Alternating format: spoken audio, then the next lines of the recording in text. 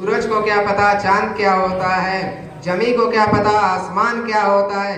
अरे जो जिंदगी भर भगवान के नाम पर भीख भीख मांग कर खाया, उसे क्या पता संविधान क्या होता है, संविधान क्या होता है। नमस्कार, यहाँ पर उपस्थित सभी टीचर्स एवं युवा शक्ति को मैं इस शुभ अवसर पर हार्दिक अभिनंदन करता हूँ।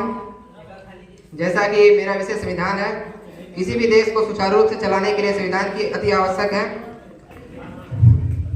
हमारे संविधान को बनने की शुरुआत 9 दिसंबर 1946 में हुई, जो 2 वर्ष 11 महीने और 18 दिन की कड़ी मेहनत के पश्चात 26 नवंबर 1950 को यह बनकर तैयार हुआ।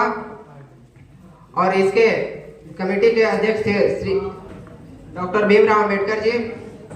और इस संविधान को 26 जनवरी 1950 को लागू किया गया। और इस संविधान दिवस को सन 2015 को भारत के प्रधानमंत्री माननीय नरेंद्र मोदी जी के उपलक्ष्य पर मनाना स्टार्ट किया गया।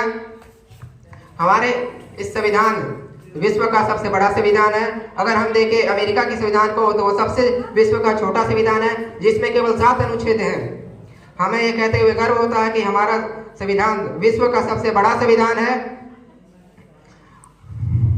और इस संविधान को अगर मैं आपको एक बात बताऊं, आपको जानकर हैरानी होगी कि भारतीय संविधान को हमारे भीमराव अंबेडकर जी ने नहीं लिखा है, क्योंकि इस संविधान को प्रेम बिहारी रायजादा जी ने अपने हाथों के द्वारा लिखा हुआ था।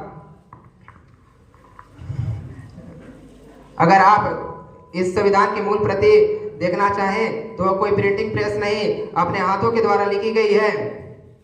और यह संविधान अभी भी संसद में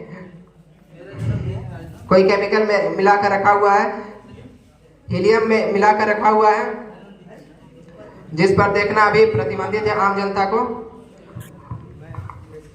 अगर हम संविधान की बात करें तो यह हमारा संविधान हमारे देश को सर्वोच्च साबित करती है। हमारे इस संविधान में अनेक प्रकार के अधिकार दिए गए हैं, जिससे हम इसमें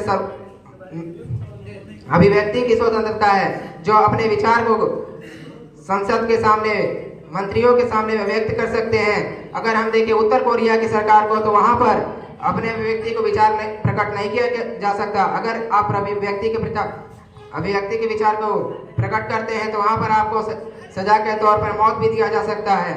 और हमारे भारत में ऐसा नहीं है। इसी कड़ी में मैं अपने वाणी को विराम देता हूँ। जय हिंद, जय भारत।